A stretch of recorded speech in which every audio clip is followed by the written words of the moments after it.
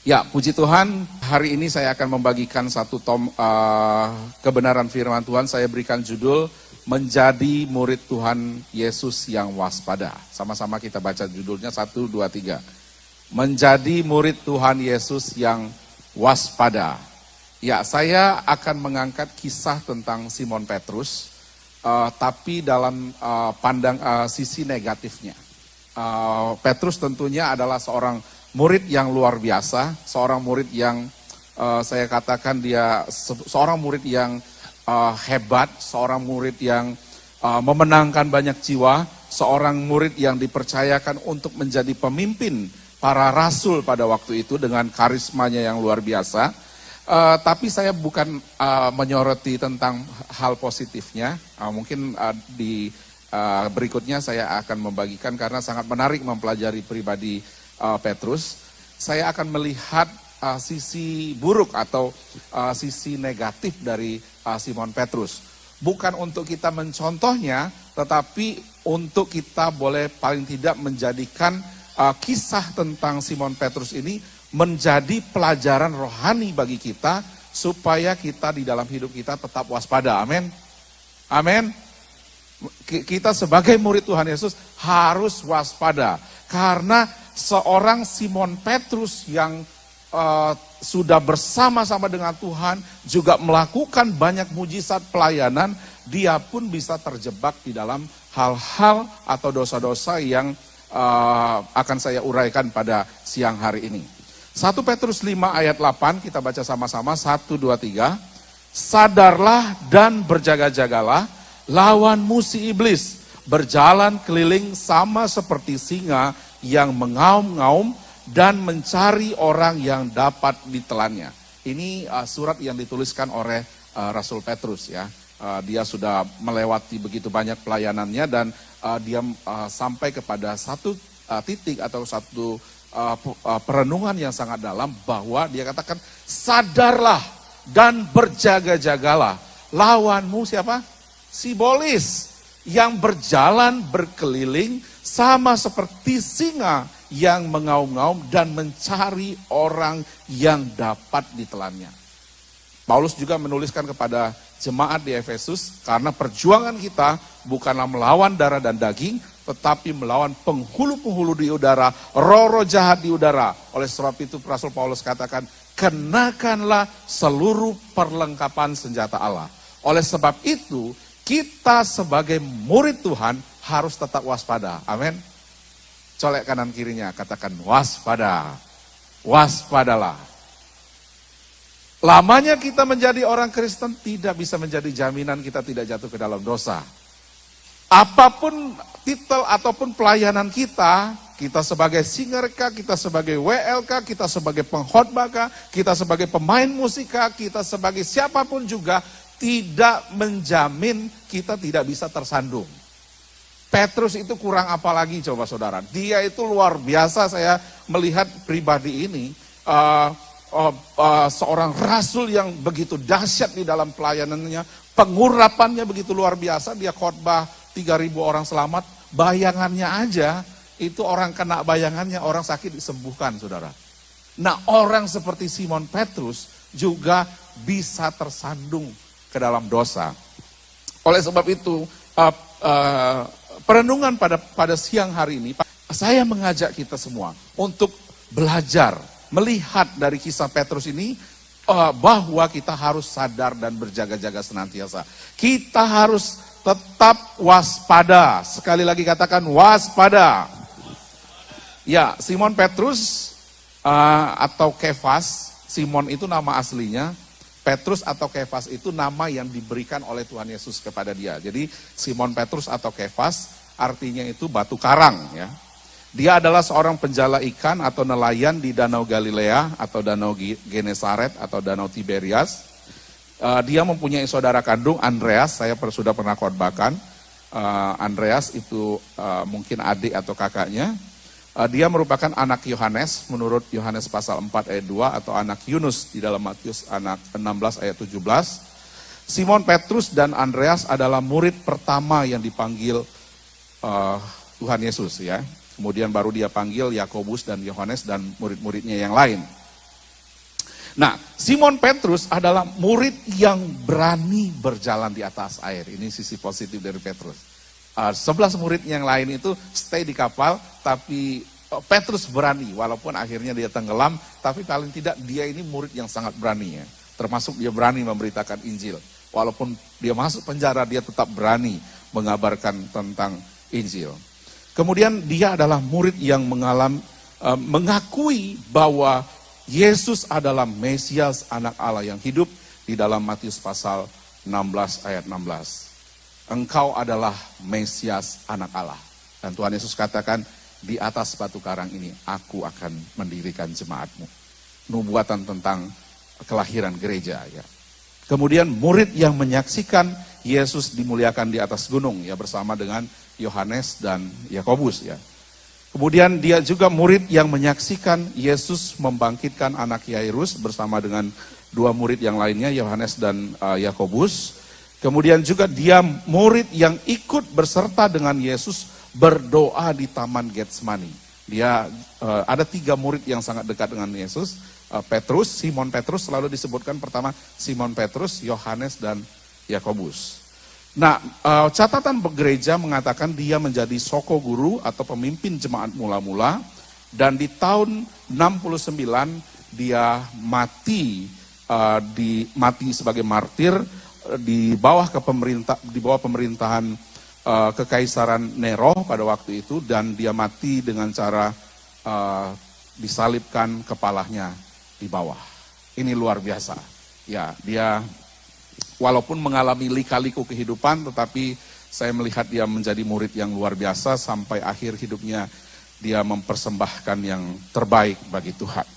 Nah, tetapi ada hal-hal yang mungkin perlu kita cermati dalam diri Petrus ini, atau hal-hal yang perlu kita pelajari, bahwa orang sehebat Petrus ini yang selalu bersama-sama dengan Tuhan, selalu dilibatkan oleh Tuhan Yesus dengan perkara-perkara yang luar biasa, perkara-perkara yang hebat, selalu dilibatkan oleh Tuhan Yesus. Orang seperti ini pun bisa terjebak atau tersandung di dalam dosa. Nah, apa saja yang perlu kita waspadai di dalam hidup ini? Yang pertama adalah waspada terhadap kesombongan. Sama-sama katakan 1, 2, 3. Waspada terhadap kesombongan. Matius pasal 26 ayat 31 sampai 35 kita baca sama-sama. 1, 2, 3. Maka berkatalah Yesus kepada mereka, malam ini kamu semua akan tergoncang imanmu karena aku, sebab ada tertulis, aku akan membunuh gembala dan kawanan domba itu akan tercerai-berai. Akan tetapi sesudah aku bangkit, aku akan mendahului kamu ke Galilea. Petrus menjawabnya, biarpun mereka semua tergoncang imannya karena engkau, aku sekali-kali tidak. Yesus berkata kepadanya, aku berkata kepadamu, sesungguhnya malam ini sebelum ayam berkokok, engkau telah menyangkal aku 3 kali. Kata Petrus kepadanya, sekalipun aku harus mati bersama-sama engkau, aku tak akan menyangkal engkau. Semua murid yang lain pun berkata demikian. Ayat yang ke-33, Petrus menjawab, biarpun mereka semua tergoncang imannya karena engkau, aku sekali-kali tidak. Wah, ini saya melihat ada pride atau ada sedikit nada kesombongan. Sombong itu apa sih? Sombong itu menganggap diri paling hebat. Menganggap diri paling luar biasa, menganggap orang lain itu di levelnya di bawah kita. Sekalipun, mungkin waktu itu Yudas sudah nggak ada lagi ya. Sekalipun yang lain meninggalkan engkau, biarpun mereka semuanya tergoncang imannya karena engkau, siapa? I'm Peter, tidak akan menyangkal engkau. Aku sekali-kali tidak. Engkau tahu kan, saya yang paling berani berjalan di atas air. Engkau tahu bahwa aku yang mengakui bahwa engkau adalah Mesias anak Allah. Aku yang menyaksikan ketika engkau dimuliakan di Gunung Tabor itu. Aku yang ikut bersama-sama ketika engkau membangkitkan anak Yairus. Nah, kadang-kadang pengalaman kita bisa membuat kita itu terjebak dalam kesombongan. Saya ini loh, WL sudah zaman purbakala. Gitu. Saya sudah pelayanan 30 tahun. Hati-hati saudara. Mungkin tanpa sadar kita bisa terjebak dalam dosa kesombongan. Menganggap diri kita ini paling hebat. Menganggap diri kita ini paling luar biasa. Menganggap diri kita ini paling hebat di antara yang lain. Nah, Petrus dalam kondisi dia mungkin paling menonjol di antara para murid yang lain. Nama murid yang paling banyak disebutkan di Alkitab adalah Simon Petrus. Dan selalu nama Petrus itu selalu urutan nomor 1. Walaupun kalau di S kan, kalau saya selalu A, mungkin Andreas gitu, baru Bartolomeus. Simon Petrus itu kalau menurut absen di sekolah gitu kan. Tapi dalam daftar silsilah Yesus, selalu inilah murid-murid Tuhan Yesus. 1, Simon Petrus. Yang terakhir baru Yudas Iskariot yang mengkhianati dia. Ya kalau Yudas wajarlah nomor 12 karena dia orang murid yang mengkhianati. Tapi Simon Petrus nama yang paling banyak disebut, di mana-mana dia muncul, dia selalu terlibat dalam pelayanan-pelayanan penting Tuhan Yesus. Wah, merasa diri di atas angin ini ya. Wah, tanpa saya pelayanan ini tidak akan berhasil. Tanpa saya. Itu sedang kita terjebak di dalam dosa kesombongan. Dan itu yang dialami oleh Simon Petrus. Jadi kita perlu waspada di dalam hidup ini. Jangan sampai kita terjebak terhadap dosa kesombongan. Senggol kanan kirinya, katakan waspadalah. Waspadalah. Yohanes pasal 13 ayat 36 sampai 38 dikatakan, Simon Petrus berkata kepada Yohanes, Tuhan, kemana engkau pergi? Jawab Yesus, ke tempat aku pergi engkau tidak akan mengikut aku sekarang, tetapi kelak engkau akan mengikut aku. Kata Petrus kepadanya, Tuhan, mengapa aku tidak dapat mengikut engkau sekarang? Aku akan memberikan nyawaku bagimu. Jawab Yesus, nyawamu akan kau berikan bagiku? Sesungguhnya aku berkata kepadamu, sebelum ayam berkokok, engkau telah menyangkal aku 3 kali. Ya, jangan sampai kita terjebak di dalam dosa kesombongan. Kesombongan itu adalah beban. Ada sebuah quotes mengatakan, coba klik. Ya, ini kesombongan itu adalah satu dosa yang memiliki akibat yang sangat menghancurkan ya. Karena kesombongan menganggap diri lebih unggul dari orang lain. Ada satu statement juga mengatakan, pride is the burden of the foolish person. Kesombongan adalah beban seorang fasik itu ya kira-kira ya. Orang bodoh ya. Ya mungkin seperti itu. Atau satu lagi. Ya, kita baca sama-sama supaya saya kelihatan bahasa Inggrisnya bagus gitu. 1, 2, 3. Pride needs to die in us for anything of heaven to live in us. Kesombongan butuh dimatikan dulu supaya kita dapat mengalami sorga dalam hidup kita. Supaya kita happen in our life itu kesombongan itu harus dimatikan. Semua karena anugerah Tuhan. Kalau kita boleh ada sampai titik ini, semua karena anugerah Tuhan. Tidak ada yang bisa kita sombongkan. Kita bersyukur sama Tuhan. Tuhan, kalau saya bisa melewati tahun 2022, saya masuk tahun 2023. Everything because your grace. Semuanya karena anugerah. Kalau bukan Tuhan, tidak bisa kita lewati. Kita kan 2019, 2020, 2021 mencekam sekali ya. Wah, itu mencekam betul saudara. Tapi toh kita bisa lewati bersama-sama dengan Tuhan. Karena anugerahnya.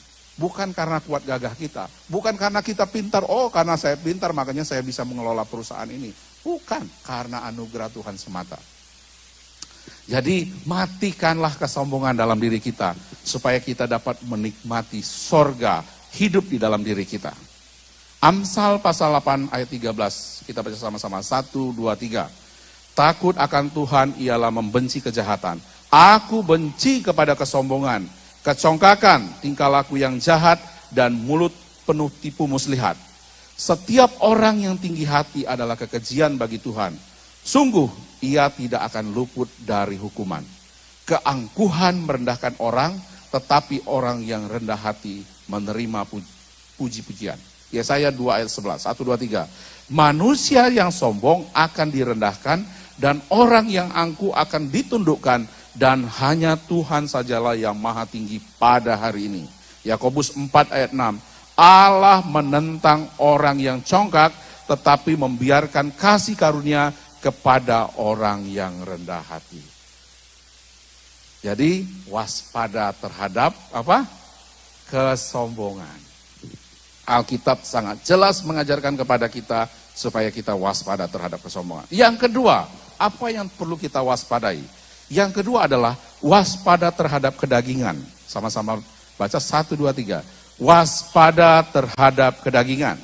Markus pasal 14 ayat 37 sampai 47, ini kisah tentang Tuhan Yesus mengajak lagi-lagi 3 murid yang sangat dekat dengan dia, Simon Petrus, Yakobus dan Yohanes, berdoa di Taman Getsemani. Di ayat 37 dikatakan, setelah itu ia datang kembali dan mendapati ketiganya sedang tidur, dan ia berkata kepada Petrus, Simon, sedang tidurkah engkau? Tidakkah engkau sanggup berjaga-jaga 1 jam? Berjaga-jagalah dan berdoalah supaya kamu jangan jatuh ke dalam pencobaan. Roh memang penurut, tetapi daging lemah.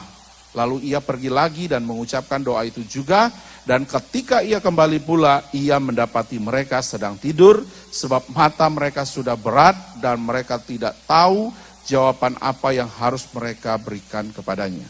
Di Taman Getsemani adalah pergumulan yang luar biasa yang dihadapi oleh Tuhan Yesus, karena dia tahu dia akan menghadapi salib, dia akan menghadapi siksaan yang luar biasa, dan dia mengajak 3 murid yang paling dekat dengan dia untuk menopang dia di dalam doa, untuk bersama-sama dengan dia dalam pergumulan itu.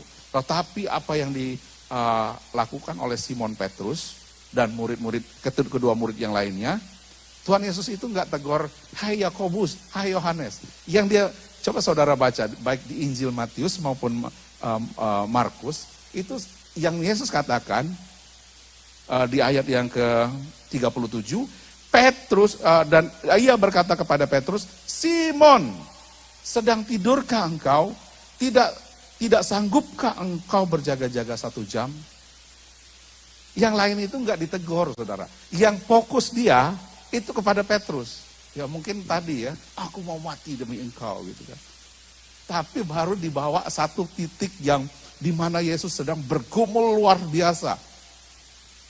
Tapi Petrus milih apa? Milih modom, saudara. Milih tidur. Ya mungkin capek, ya wajar, manusiawi capek.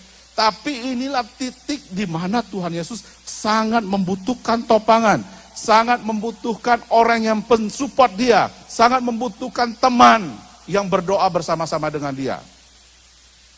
Tetapi ya kedagingan itu kadang-kadang, makanya dikatakan Tuhan Yesus, roh memang penurut tetapi daging lemah. Kita mau berdoa, Tuhan saya mau baca Alkitab tahun ini selesai, tapi ending akhir tahun nggak selesai juga gitu. Saya mau berdoa terus, doa pagi terus, tidak juga saudara. Kedagingan kita lemah. Makanya Galatia pasal 5 ayat 16 dan sampai 21 dikatakan, maksudku ialah hiduplah oleh roh, maka kamu tidak akan menuruti keinginan daging. Kita baca sama-sama ayat 17 terusnya, 1, 2, 3. Sebab keinginan daging berlawanan dengan keinginan roh, dan keinginan roh berlawanan dengan keinginan daging. Karena keduanya bertentangan sehingga kamu setiap kali tidak melakukan apa yang kamu kehendaki. Akan tetapi jikalau kamu memberi dirimu dipimpin oleh roh, maka kamu tidak hidup di bawah hukum Taurat. Perbuatan daging telah nyata, yaitu percabulan, kecemaran, hawa nafsu, penyembahan berhala, sihir, perseteruan, perselisihan, iri hati, amarah, kepentingan diri sendiri, percidraan, roh pemecah, kedengkian, kemabukan, pesta pora, dan sebagainya. Terhadap semuanya ini kuperingatkan kamu, seperti yang telah kubuat dahulu, bahwa barang siapa melakukan hal-hal yang demikian, ia tidak akan mendapat bagian dalam kerajaan Allah. Baru ayat 22 dan seterusnya itu buah roh, kasih, sukacita, damai sejahtera, penguasaan diri. Nah, Petrus mengizinkan dia hidup di dalam kedagingan. Saudara, kita perlu waspada. Kadang-kadang kedagingan ini selalu mengancam hidup kita, mengkerdilkan kerohanian kita, sehingga kita tidak fokus kepada Tuhan. Oleh sebab itu, mari kita menjaga hidup kita senantiasa, supaya kita membuat roh kita semakin menyala-nyala. Biarkanlah rohmu menyala-nyala di dalam Tuhan. Yang ketiga, karena poinnya banyak, ada 5K yang harus kita waspadai. Yang pertama tadi, K yang pertama, kesombongan. Yang kedua, kedagingan. K yang ketiga adalah waspada terhadap kemarahan. Sama-sama katakan, 1, 2, 3. Waspada terhadap kemarahan. Yohanes pasal 18 ayat 10 sampai 11 dikatakan, lalu Simon Petrus yang membawa pedang, menghunus pedang itu, menetakkannya kepada hamba imam besar, dan memutuskan telinga kanannya. Nama hamba itu ialah Malkus. Kata Yesus kepada Petrus, sarungkanlah pedangmu. Bukankah aku harus minum cawan yang diberikan Bapa kepadamu? Matius 26 ayat kepadaku, Matius 26 ayat 52, barang siapa menggunakan pedang, ia akan binasa oleh pedang. Ya, ini kisahnya Yesus ditangkap ya di Taman Getsemani, Yudas Iskariot cium, itu tandanya baru, wah mungkin agak crowded di taman itu. Nah, Petrus ini diajak ke, saya membayangkan ya, ini kan ke Taman Getsemani itu tujuannya apa? Berdoa sebenarnya. Tapi kok di taman itu kok dia bawa pedang gitu. Mungkin dalam pelayanan hari-hari dia bawa pedang terus atau bagaimana? Atau dia rebut dari salah satu tentara itu. Tetapi teks mengatakan Simon Petrus yang membawa pedang. Ini pelayan Tuhan kok bawa pedang kemana-mana. Emang ini mau arena berantem atau arena perang atau apa? Tapi memang saya melihat temperamen Petrus ini orangnya sangat temperamental. Orangnya mungkin sanguin, cepat gitu. Ya ada baiknya memang sikap seperti itu, tetapi dia harus hati-hati. Karena kadang-kadang emosinya itu tidak terkontrol, saudara. Seperti yang dialami oleh Simon Petrus ketika situasi di Taman Getsemani itu begitu mencekam, Yesus ditangkap, ada banyak tentara-tentara, ada banyak imam-imam di sana, dan keluarlah sifat asli. Lupa semua itu pelayan, mungkin dia dengar khotbah Yesus, harus mengasihi, harus mengampuni. Itu dalam situasi sulit seperti itu, udah lupa semua, saudara. Khotbah yang kita dengarkan, pengajaran yang kita dengarkan, ada triggernya sedikit, muncul. Coba lihat wajah-wajah pemarah siapa di sini ya. Saya lihat wajah-wajah di GKRI Gloria ini orang-orang yang baik-baik. Puji Tuhan. Orang-orang yang sabar, amin. Orang-orang yang bisa menguasai diri. Orang-orang yang ya pokoknya mengendalikan diri, bisa mengendalikan diri. Nah ini Petrus bawa pedang, tiba-tiba bless. Coba saudara saya melayani pelayan Tuhan ini, kalau kita pelayan Tuhan, kita seperti Petrus, apakah pelayanan kita akan berdampak? Apakah pelayanan kita akan menjadi berkat? Justru orang, wah kok WL kok begitu ya? Kok pemain musik kok begitu ya? Loh, bukannya dia tadi khotbah ya? Bukannya dia kok di jalan kan udah mau berantem gitu? Loh, khotbah yang kita sampaikan sebagus apapun, orang lihat kita udah nggak kena lagi, saudara. Nasihat sebagus apapun yang kita sampaikan, kalau orang lain, loh kok begitu ya? Tidak sesuai dengan apa yang dia ucapkan, orang udah tolak, hati orang sudah bikin tembok. Amin.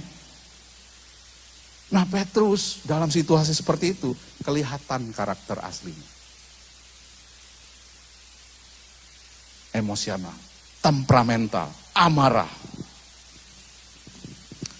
Ada definisi marah. Marah adalah luapan emosi yang timbul pada saat seseorang dipojokkan, diremehkan, difitnah, atau mendapat perlakuan-perlakuan yang lain yang dapat menyinggung harga diri seseorang.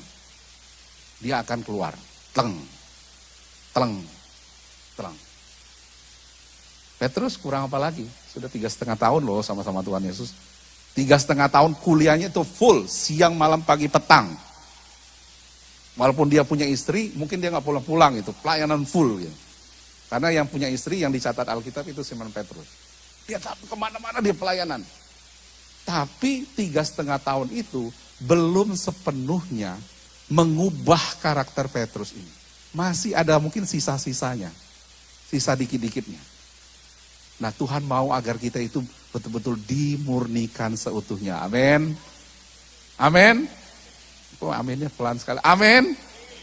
Jangan simpan, jangan itu benalu ya. Saya kalau ada pohon, ada benalu, kita sisakan dikit. Oh kita mungkin sayang ya, sisakan aja dikit.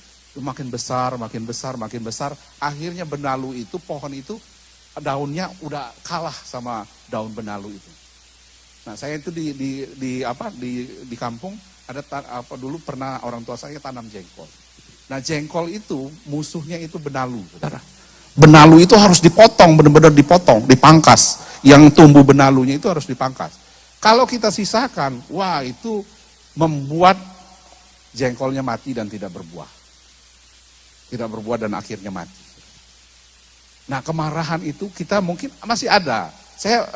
Kita harus menyadari, kita ini dipanggil, diselamatkan oleh Tuhan, kita lahir baru, masih ada mungkin karakter-karakter itu masih ada. Kita mungkin dari kampung atau orang yang dulunya pemarah, kita dulu mungkin preman bertobat, kadang-kadang, tapi jangan sampai terus.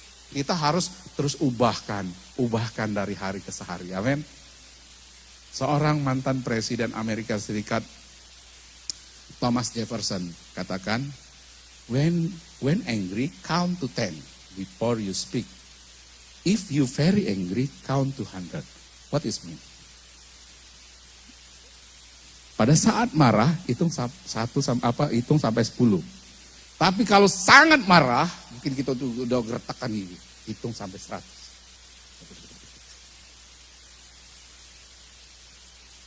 Berhenti mungkin, kita bisa tarik nafas dulu. Terkadang kan kita lihat ada sedikit langsung mulut gitu itu ngoceh. Orang yang kita korban itu bisa sakit hati. Kita mau melayani dia itu nggak kena lagi, saudara. Dia udah sakit hati, terluka hatinya. Karena kita tidak bisa menguasai emosi kita. Ya kita tahu mungkin dia salah, tapi kita hitung dulu. 1, 2, kita marah banget nih, kesel banget nih. Tapi 90. 99, 100. Nah, baru kita. Tadi kemana? Ngomong baik-baik. Tapi kalau kita udah khotbahin, udah nyerocos itu, waduh, itu nggak ngena biasa. Pelayanan kita justru tidak akan mendatangkan manfaat atau mudarat yang baik, tapi justru mungkin bisa melukai dan lebih terluka daripada sebelumnya. Mazmur pasal 37 ayat 8 dan seterusnya, kita baca sama-sama ayat-ayat ini, 1, 2, 3. Berhentilah marah dan tinggalkanlah panas hati. Jangan marah, itu hanya membawa kejahatan. Amsal 16 ayat 32, orang yang sabar melebihi seorang pahlawan, orang yang menguasai dirinya melebihi orang yang merebut kota. Pengkhotbah 7 ayat 9, jangan lekas-lekas marah dalam hati, karena amarah menetap dalam dada orang bodoh. Matius 5 ayat 22, tetapi aku berkata kepadamu, setiap orang yang marah terhadap saudaranya harus dihukum. Efesus 4 ayat 26-27. Apabila kamu menjadi marah, janganlah kamu berbuat dosa. Janganlah matahari terbenam sebelum padam amarahmu, dan janganlah beri kesempatan kepada iblis. Yakobus 1 ayat 19-20, 1, 2, 3. Hai saudara-saudara yang kekasih, ingatlah hal-hal ini.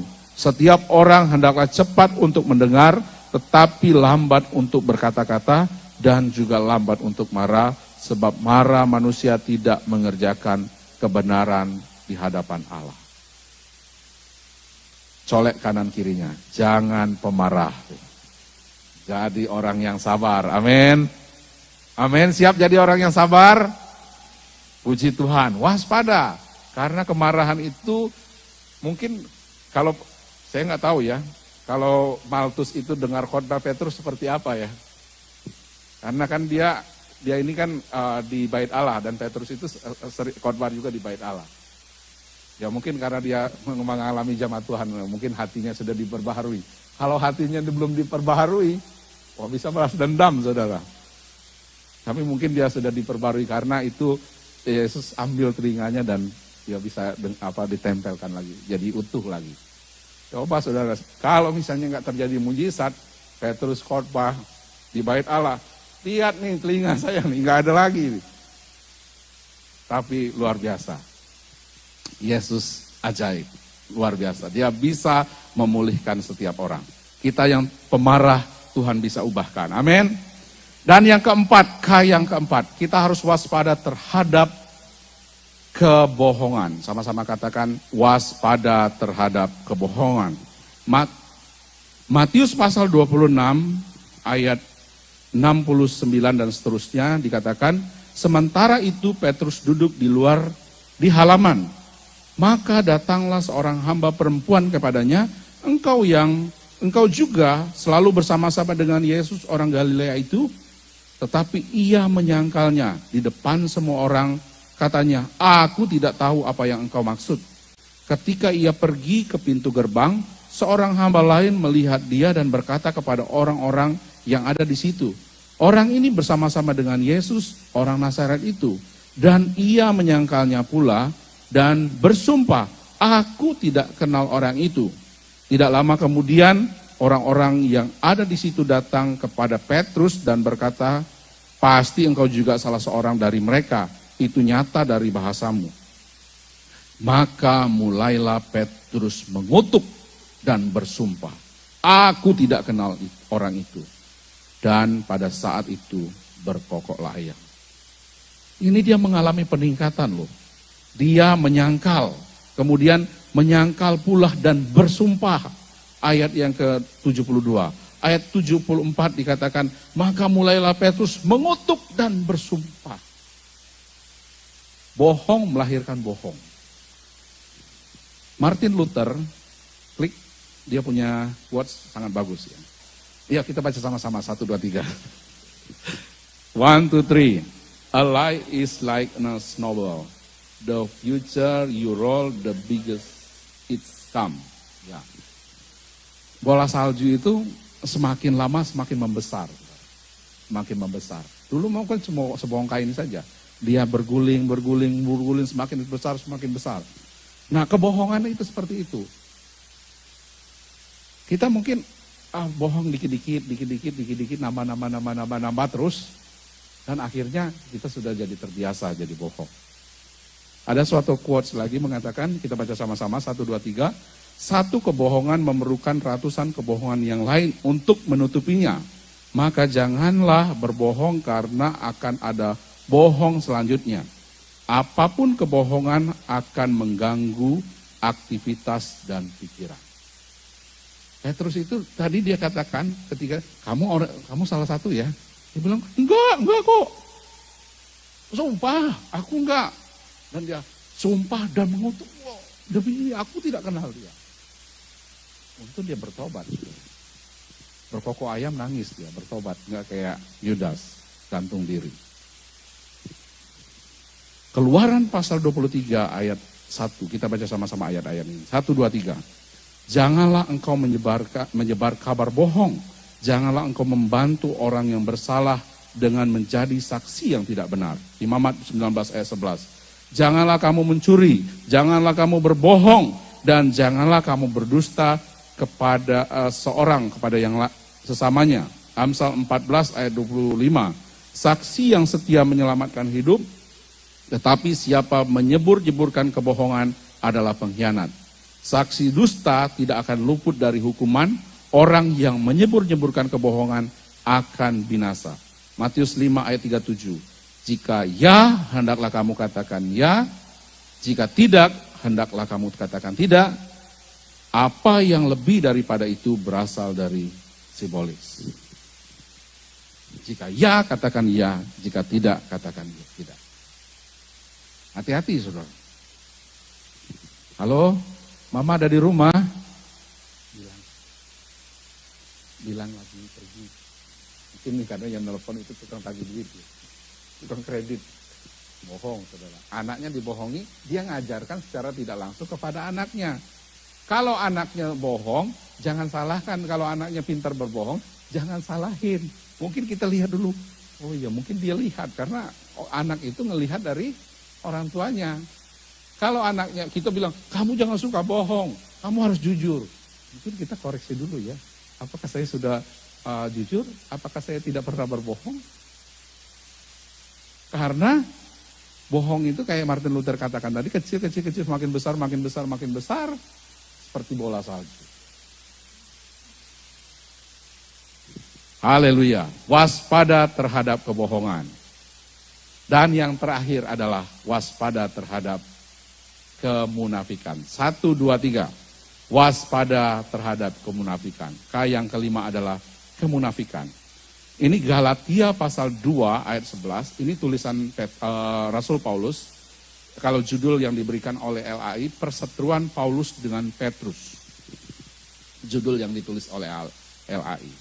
Galatia 2 ayat 11 sampai 14 dikatakan, tetapi waktu Kefas datang ke Antioquia, aku berterang-terangan menentangnya, sebab ia salah.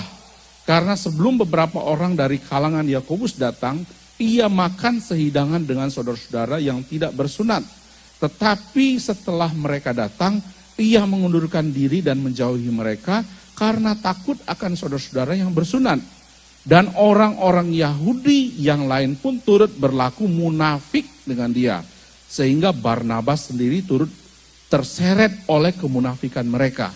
Tetapi waktu kulihat bahwa kelakuan mereka itu tidak sesuai dengan kebenaran Injil, aku berkata kepada Kefas di hadapan mereka semua, jika engkau seorang Yahudi hidup secara kafir dan bukan secara Yahudi, bagaimanakah engkau dapat memaksakan saudara-saudara yang tidak bersunat untuk hidup secara Yahudi? Ini udah jadi soko guru loh. Kalau sekarang itu ketua sinode lah. Coba saudara bayangkan ya, bahwa mengerikan sekali dosa itu. Iblis itu sadarlah dan berjaga-jagalah. Iblis itu licik sekali, saudara. Dia selalu mencari kesempatan, di mana celah dia masuk. Dia masuk. Kita masih belum beres marah, di situ dia terus menguasai hidup kita. Kita masih suka bohong, di situ dia beroperasi. Nah, Petrus kurang apa lagi ya? Pelayanan sudah hebat, mujizat menyertai pelayanan dia. Bayangannya bisa menyembuhkan orang, tapi kok masih bisa terjebak ke dalam kemunafikan seperti ini. Dan Paulus sangat mengecam apa yang dilakukan oleh Petrus. Tidak boleh. Jadi bermuka dua. Munafik, hipokrit. Sama orang Yahudi, oh enggak. Padahal dia enggak boleh, Petrus bilang kalau mau memenangkan orang enggak boleh begitu caranya. Makanya kalau di LAI itu saya rasa judulnya benar. Perselisihan antara Petrus dan Paulus dan Petrus. Paulus itu dia tegas. Dia tahu dia backgroundnya, dia penganiaya jemaat. Tapi ketika dia mengikut Tuhan, dia lurus hidupnya. Dia lihat ada kesalahan, langsung dia tegur. Ini nggak benar ini. Kamu pemimpin, kamu adalah soko guru. Tidak boleh berperilaku seperti ini. Jadi kita sebagai orang-orang percaya harus waspada, amin. Tidak menjadi jaminan lamanya kita menjadi orang Kristen, kita bisa terhindar dari dosa. Tidak menjadi jaminan kita melayani, kita bisa terhindar dari dosa. Karena iblis itu selalu seperti singa yang mengaum-ngaum. Siap menerkam siapa saja. Oleh sebab itu kita perlu sadar, perjuangan kita bukanlah melawan darah dan daging, tetapi melawan penguasa-penguasa di udara, melawan penghulu-penghulu yang gelap ini. Oleh sebab itu, kenakanlah seluruh, bukan sebagian ya, kenakanlah seluruh perlengkapan senjata Allah, supaya engkau dapat bertahan. Jangan hanya kenakan itu perisai doang, kepalanya enggak, ketopangnya enggak. Kalau Paulus dalam Efesus pasal 6 dikatakan, kenakanlah seluruh perlengkapan senjata Allah. Karena peperangan ini bukan main-main, saudara. Peperangan ini betul-betul peperangan. Saudara itu mungkin gak sadar, kita ini sedang berada di dalam zona perang. Setiap hari, setiap saat, kita itu sedang berada di zona perang. Kita perlu waspada. Kita bisa tergelincir, kita bisa jatuh. Bahkan sehebat Petrus sekalipun, dia bisa jatuh. Tapi kita punya Tuhan yang lebih hebat. Amin. Kita punya Yesus yang akan menopang kita. Kita dikatakan bahkan lebih dari pemenang. Haleluya. Ya, saya undang tim musik. Bukan dengan barang fana Kau membayar dosaku, dengan darah yang mahal, tiada noda dan celah. Bukan dengan emas perak Kau menebus diriku, oleh segenap kasih dan pengorbananmu, ku telah mati dan tinggalkan cara hidupku yang lama. Semuanya sia-sia dan tak berarti lagi. Hidup ini ku letakkan pada mezbah-Mu ya Tuhan. Jadilah padaku seperti yang Kau ingini. Sekali lagi kita katakan pujian ini dari awal. Bukan dengan barang fana, bukan dengan barang fana, Kau membayar dosaku, dengan darah yang mahal, tiada noda dan celah. Bukan dengan emas perak Kau menebus diriku, oleh segenap kasih dan pengorbananmu, dan pengorbananmu.